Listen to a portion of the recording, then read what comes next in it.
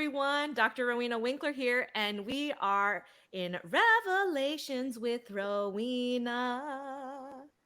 We're going to get that intro video coming in soon. Well, today you are in for a treat. I am so excited to have the brilliant, amazing Lisa Latimer here with me to talk about owning your shift, going from autopilot to intentionality.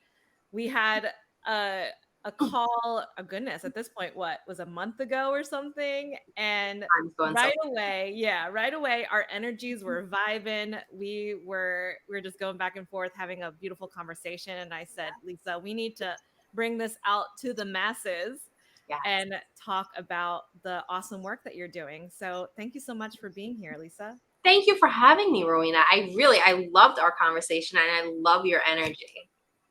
Well, I can't wait for everyone to learn more about where your energy comes from and how you got started with your business. And yeah, tell us your story and what led to your revelation. Okay, so I was not always the confident person who can get on a camera, who could do lives, who could do a podcast, have her own podcast. I m- my business journey started very much from my personal growth journey. And that started after over a decade in really toxic relationships where I had a lot of weeds of self-doubt to cut through, of negative self-talk to cut through, that I still deal with to this day, right? Because I'm a firm believer you don't fully kill your limiting beliefs. You just kind of learn to tango with them. Sometimes they take the lead, more times than not you take the lead, right? So it started with that journey. And funny enough, once I got through all of that, I went into the ultrasound field. I had a great career with that. And then I had my two children back to back.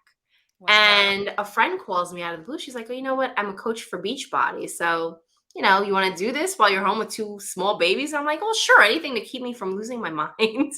I'd never had the intention of being a stay-at-home mom. I was thinking that I was going to be that career mom, and it just didn't work out that way. And so I did some of the Shakeology challenges. And while I didn't stay with the company very long, what I did find is that I loved the camaraderie.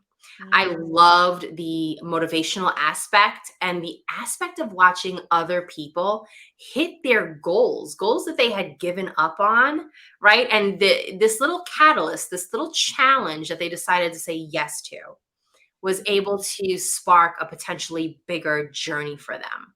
So I really saw the power in connection, the power in group, the power in coaching.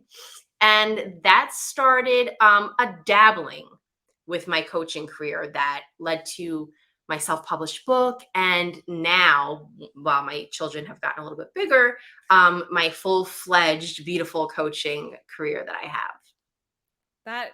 That is such an awesome story of how you seeing the transformation in other people through this community, through these challenges, Mm. inspired you to make moves so that you could do the same in your coaching business. And oh my goodness, two little ones. I have my one almost 17-month-old and I'm already like, what?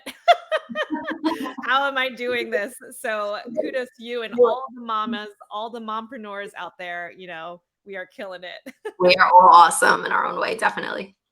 So tell me more about your coaching business. You it sounds like that you work on mindset and you work on building that confidence based on your own experiences. Walk us through what that looks like. Yeah. So the weird thing is that when I got into coaching, like I said, I first started kind of dabbling in it. And I got a chance to build a lot of awesome connections and get to know women. And what I was finding was that, woman after woman, and I mean smart, amazing, energetic, bright women with all these gifts to offer, they all had the same story or a similar story where they had spent at least, the average was about $7,000 on coaching programs that were mainly like strategy, like where they were getting the business strategy, maybe a little bit of mindset, but the strategy.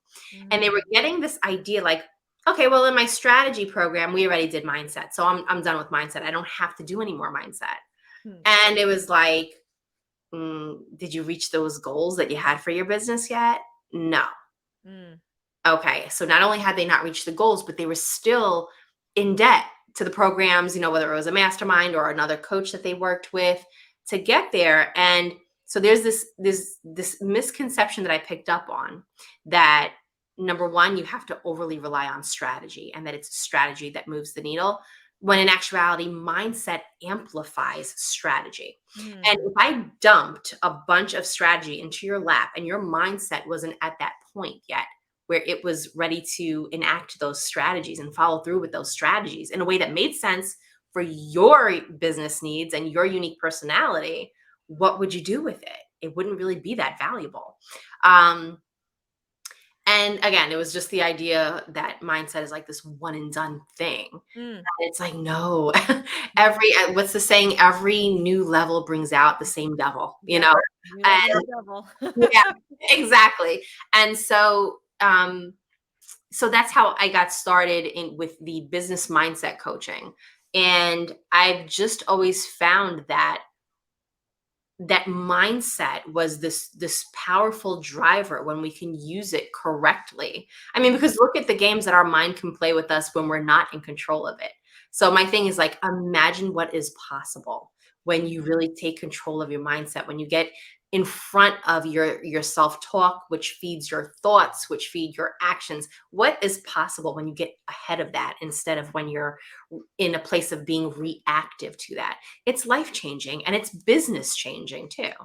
That was exactly the thought that I had when you touched on it. It's shifting it, it's reframing it from a reactive stance to being proactive and staying ahead of these narratives, these stories, these limiting beliefs that get in our way essentially, right? So Mhm. I that's just a fantastic example through the women that you've worked with at how, as you mentioned, right, so brilliant, successful, Yeah. and funneling dollars and dollars into these programs and not getting that result. It's because the focus isn't on the root, right? we Right. can't we can't shift our abundance or our business if we're Mhm. still holding on to these limiting beliefs, these core limiting beliefs that are holding us back. So I think Yeah.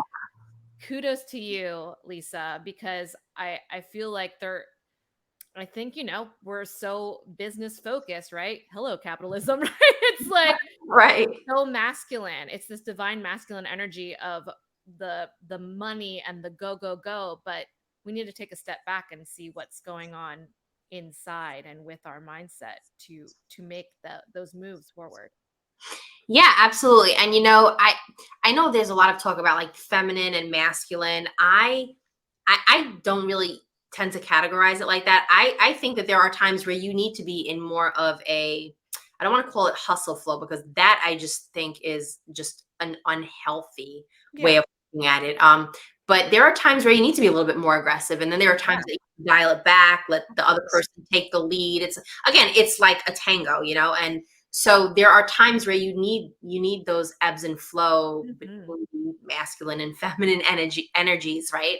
Um, and what I kind of consider it is just your intuition, like operating Mm, your business and having connections and communications with people and allowing it to be intuitively led, right? And mm, understanding, does the other person need you to take the lead? Again, that tango, do they need you to take the lead, or do you need to let them take the lead for this portion of the conversation? And I feel like when we look at it in terms of just balance and mm, um, balance, and are we doing things in a way that make us feel good? Are mm. we making it about the other person, particularly in the coaching field? Are we making it about the other person? Are we holding space for the other person? Yeah.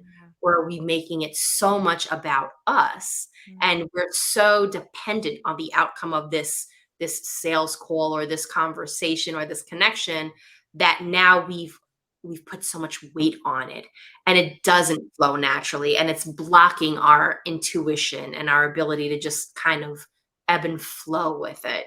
So, and that takes practice. It takes a little bit of oh practice. yeah. Well, first of all, I just want to say I am loving the tango metaphor because I don't know if you know this, I met my husband through ballroom dancing. I was in the ballroom club at the University of Maryland. Hello, ballroom at Maryland, friends. And the tango is my favorite standard, partner dance. See, you know So all about it. it's so fierce. It's such a beautiful example of metaphor, this visual, right? Yeah. And I totally agree with you. I think that what is going to be the lead, who's going to take the lead in these energies, in these, more aggressive, more assertive advocacy energy versus taking the time to sit and create and ideate is so important. It is all about that balance. And I love the piece about the intuition. So do you have any tips, or how do you work with your clients on exercising that intuitive muscle? Because that is something I've personally been working on, and it's been truly transformative. I'd love to hear more about how you guide your clients. So one thing that before I agree to take on a client is we have to come to an understanding that you're going to take up, if especially if you haven't done it already, a journaling practice. And it Mm, doesn't have to be this time consuming thing, but journaling, even if it's 10 minutes at the end of every day or 15 minutes at the end of the week. um, I won't take a client that doesn't agree to the journal practice. And here's the reason why: because I don't want to waste someone's time or money in a coaching session to, in the session, dig up self awareness when they can be doing this on their own in a 10-15 minute exercise at home.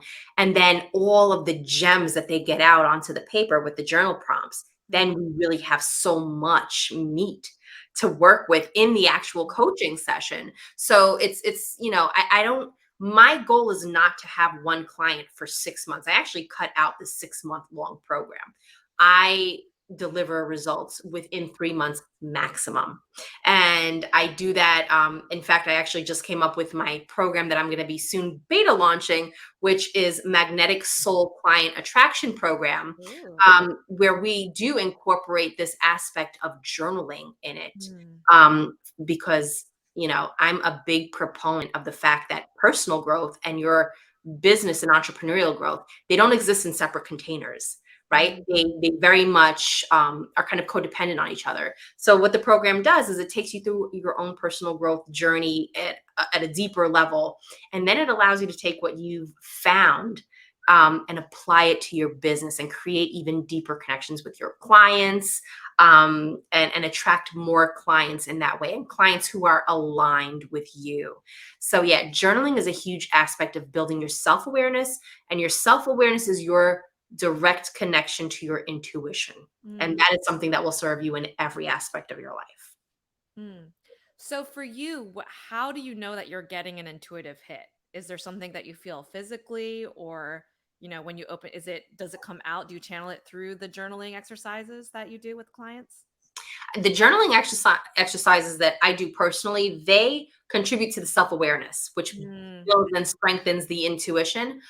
When I feel something, it could be something on such a mild level. yeah. Um, but then there are times where my intuition has hit me about a situation, to the point where either I'm having vivid dreams about it, Mm, or where I'm looking at someone, or I'm somewhere and I'm like, no, let's get back in the car and go. Like, this isn't a good situation, or this isn't the place to be in right now. yeah. And I went from very much like we all have at some point, being that girl who, was not trusting of herself, was allowing other people, like, here, take the wheel of my life. I don't want to make the big Mm, decisions. I don't want to make hard decisions. And those people ran my life right through a mm, brick wall. And I learned, like, girl, you better start there's something to this intuition thing, because so far everyone else has gotten it wrong. How about you give yourself a chance to get your life right? And mm. that's kind of like when the tables turned and things started getting better, you know, I ironically. love that. I love that. You took the wheel and you're like, all right, I'm driving now. And Yeah. yeah. Yeah, we don't trust. There's so many of us lack this trust within ourselves, Mm, and the crappiest thing about that is that a lot of times we leave the most unqualified people to take the steering wheel of our life. Like, you don't even have your junior's license yet, and you're at the wheel of my life. Like, no, we have to rethink that. So yeah, that intuition and being able to connect to it, to be able to trust it, and then to be able to act on it is so important, and it makes a huge difference in your life and in your business.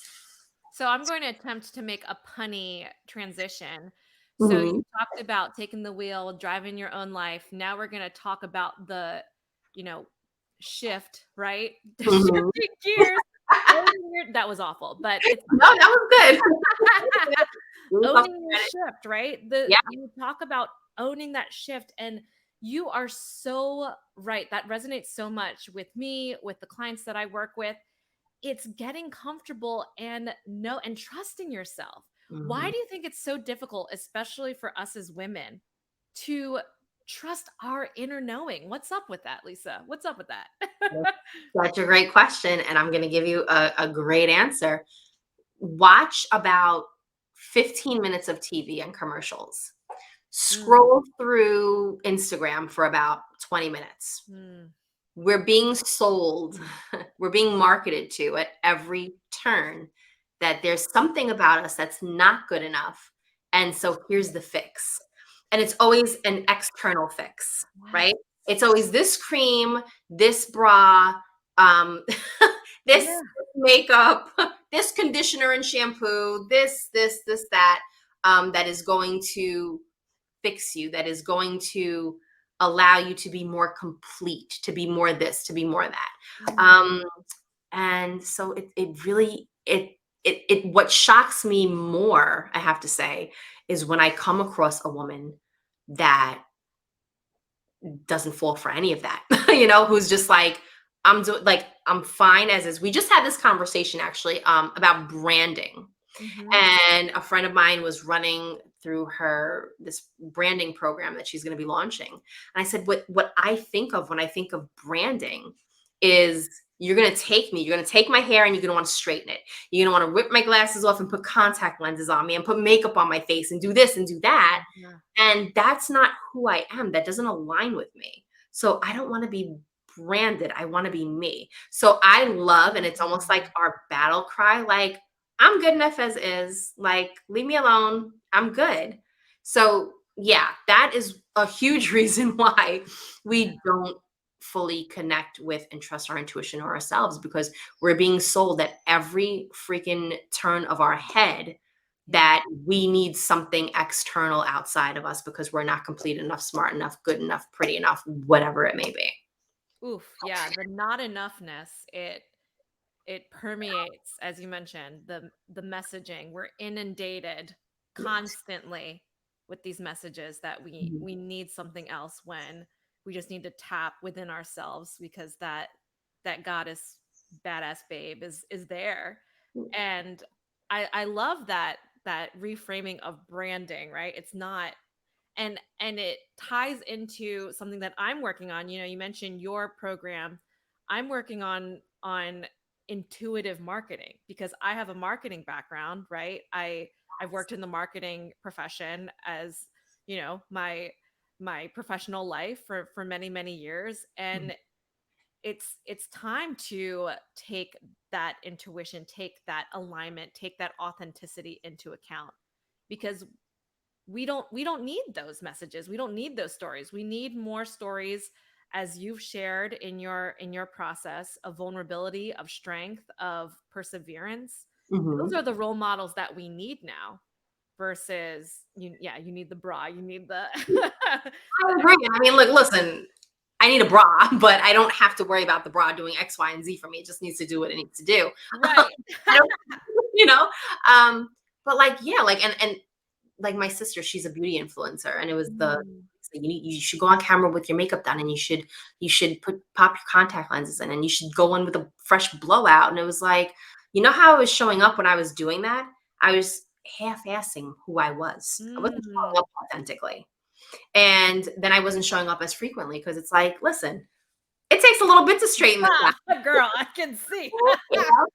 Yeah, and you know what? And I say this because I have a son and a daughter.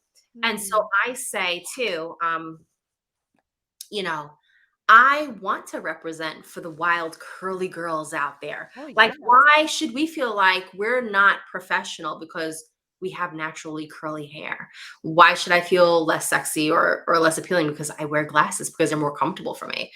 So I very much, for the same reasons that I say I wouldn't do certain things because I don't want her looking at me and then thinking, ooh, what do I have to change about myself? Because if my mom's changing things up, maybe I should be changing things up.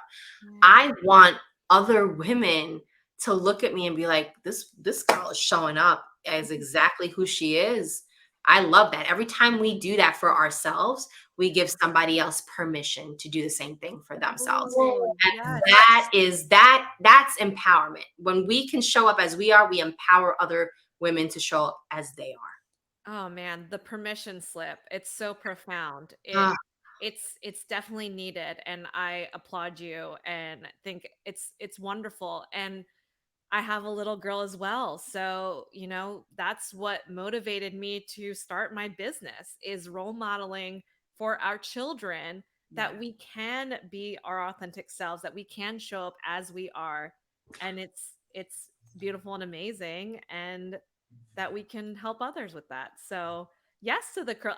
We talked before we went live, I was like, "Oh yeah, I've had my straight Filipina hair." Little tiny hair, it's gorgeous. I love yours as well. Isn't it funny how when you have straight hair, you want curly hair, and when you have curly hair but no, we will show up as we are, and Exactly. And we'll represent for the people who, have felt like they need more body to their hair is too straight, or who feel like they need more straightening to their hair because it's too curly. We're going to represent for those women and say, hey, here we are. If we could do it, you could do it. Nothing wrong with you. You're fine the way you are.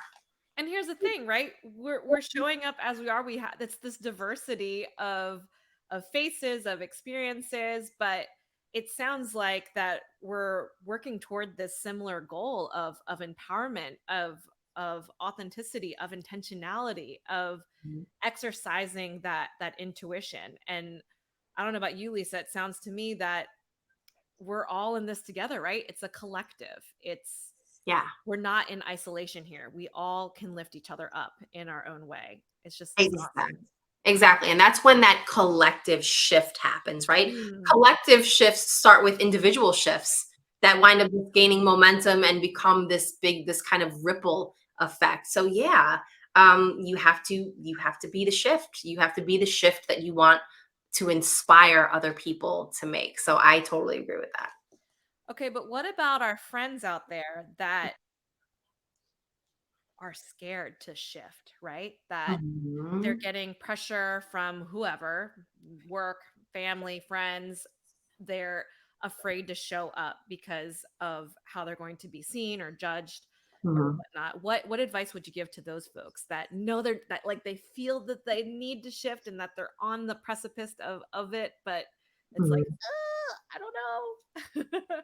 Is it in terms that they don't want to, they're worried about losing connections to certain people, or what Losing they'll connections, yeah, yeah, that they and maybe that's it, right? They know they're going to it's right. not gonna resonate with the people that they used to, vibe Yeah. with. Mhm. Yeah. So when it comes to that, and that's a huge thing for so many of us. Yeah. And I went through it when my book came out. I had a couple of things in there from my personal life that were relevant that rubbed a couple of people the wrong way. But here's the Mm. thing. Your life, your business, you have to make certain decisions. And you know, either you want to get to that next level bad enough, you want to make that shift bad enough, you have your roots dug into it, you have this kind of what I like to call like a big soul energy Mm. behind your why. Like, this shift has to happen because I'm meant to do X, Y, and Z, and it's tied to things outside of myself. It's going to affect this person and that person and that person.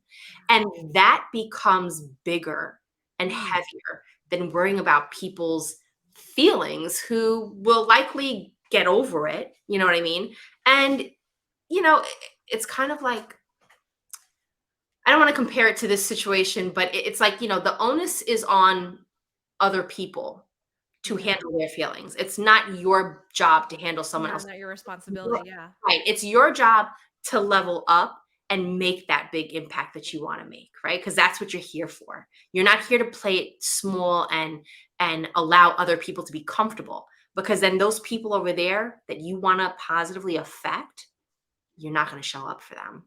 And then you're Mm. doing yourself and the world a disservice. Is that really worth a couple of people over here's feelings? I don't Wow. think. Yes. No, that is such a great point. Yeah, it's looking at it from a broader perspective. Yeah. Yeah. Why should we cater to these just like a little handful of people when we show up as we should, it the impact reverberates and it ripples out in a profound way. That's beautiful. Yeah, having that why that really makes you feel like, you know, if this doesn't happen, like it's almost like a a catastrophic why. Like if this doesn't happen, Mm. people are going to be negatively affected. They need what I have. Like you have to have that belief in yourself, and you have to be that deeply connected to your why, because there are a lot of things that are going to try and blow you off of your path, but that why is going to help you stay grounded. That's awesome. That's such a great tip and reminder because, yeah, things get hard, but if you're so committed to that why and Mhm. you're so grounded and it's just your north star through and through, Yeah. it anything that comes your way is just so minuscule, right? It's like Mhm. I don't even need to care because I'm up here, right? I'm like I'm in my level. I'm in the stratosphere. That everything else seems insignificant, really. I think that a lot of us worry about things that don't even really matter, you know? Yeah, a lot of us, and this is again women in general, and also moms. I think there's an extra layer of this. We take Mhm. on this responsibility for other people's feelings and other people's comfort levels, Yeah. and it's grown adults, you know. So we have to, and this is where like healthy boundaries and all that comes into play as well. But understanding what personal growth is and development is, you understand too that whatever is going to be triggering potentially for that person about your growth and your shifting, Hmm. that is their personal growth journey to go. They Mm. have the opportunity to or not to delve into that and really learn valuable things about themselves and have their own shifts. But it's not our job, it's not your job to show them, this is how you should be looking at it. Like if it's triggering you, it's not about me. Why is Yeah. it triggering you? You have to worry about your personal growth and development journey and let people worry about theirs. You heard it here, folks. People pleaser people like me. I'm a Well, recovering people pleaser, right? It's so hard to have that context. That's such a great way to frame it up that, it their reaction to you is not about you. That's their journey. That's what they need to work on. You have no responsibility whatsoever to handle their feelings. yeah. I love that energy. I love that vibe. It's it's exactly what we need. And you mentioned it, and especially as a mom, as moms, we take on the entire family's Yeah. emotions and load. And And friends and friends yeah, of friends and just yeah. It just there's only so much. But if our own cup is empty, we can't pour into other people. So yeah. this has been awesome, Lisa. So, where can folks find you? Because clearly, I mean, you heard me. I'm a generator in terms of my human design. So I was doing a lot of, I was just resonating. You had so many great things to say, so many tips and advice and insights that could help a lot of people. Where can folks find you? Well, I would love for everyone to come check me out in my Facebook group. It's called She's So Boss Mindset Incubator. That's where I'm going to be putting most of my time and focus, along with the podcast. It's right now, it is personal growth lifestyle, but we are rebranding to She's So Boss Mindset for the podcast as well. So we'll have more great conversations like this. You're actually going to be on the podcast as well. Yeah. And it's all about, making shifts in your life and in your business. Well, we definitely look forward to that. we're all bosses in our own way. And thank you, Lisa, so much. This has been such an amazing, insightful, and beautiful conversation. Honestly, Thank I you. learned so much. Thank you so much for having me, Rowena. It was great speaking to you again. Yes. So please, I will drop in Lisa's information. Join her Facebook group. There's a lot of great conversations there. She's doing her lives with her curly hair. So if you want to see more of Lisa, hop into there and check out her podcast. As she mentioned, I will be a guest in the fall. And until then, next week, I'm going to be chatting with Kristen Ulmer of the Petite Pear Project. And we're going to have a little fun. She's going to do some styling tips and how that ties into manifestation and fashion and whatnot. And your girl might be a subject for that. So tune in next Oh, time. You might see some new looks from Dr. Rowena Winkler. So until then, take care of yourselves and each other, and we will see you next time.